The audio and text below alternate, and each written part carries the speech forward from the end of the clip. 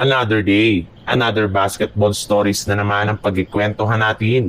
At ngayon nga ay ang pag-uusapan natin ang lumabas na trade sa pagitan ng Dallas Mavericks at Los Angeles Lakers.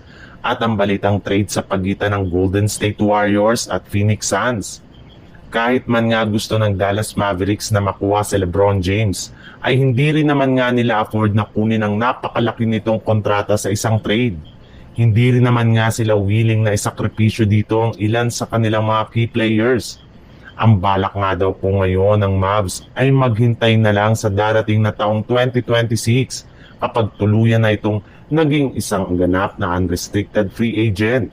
Sa ganyang paraan nga ay maaari nila itong makuha sa mababang halaga na kakayanin ng kanilang kasalukuyang cap space at hindi makakasira sa kanilang lineup. Pero ayon rin naman nga sa Scoop B. Robinson, hindi pa rin naman nga daw po imposible na gumawa ang Lakers ng paraan para makuha si LeBron James sa Lakers sa pamamagitan ng isang trade.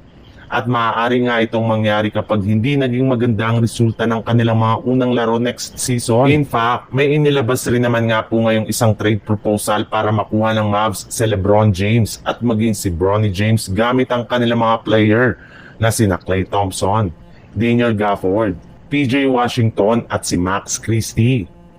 3 linggo nga ang nakakalipas mula na magsimula ang free agency ay nananatili pa rin nga dito bilang isang restricted free agent ang batang player ng Golden State Warriors na si Jonathan Kuminga.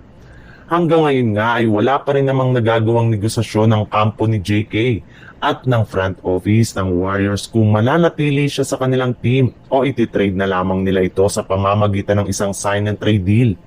At base nga sa pinakahuling inilabas na balita ng isang NBA insider, habang wala pa nga daw pong nakukuhang bagong kontrata si Kuminga ay malaki pa rin nga ang posibilidad na i-trade ito ng Golden State Warriors lalo pat may mga team pa rin naman nga na interesado sa pagkuha sa kanyang serbisyo. Kagaya na lang ng Phoenix Suns na willing nga daw pong kunin si Jonathan Kuminga sa isang sign and trade.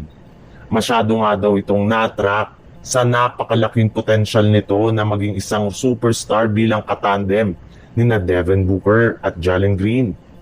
Ang kaso lang, since nga daw walang hawak ngayon ni isa mang tradable draft pick, ang Suns ay kakailangan nga nila ng isa pang team para tulungan sila na kunin si Kuminga sa isang 3-team blockbuster trade.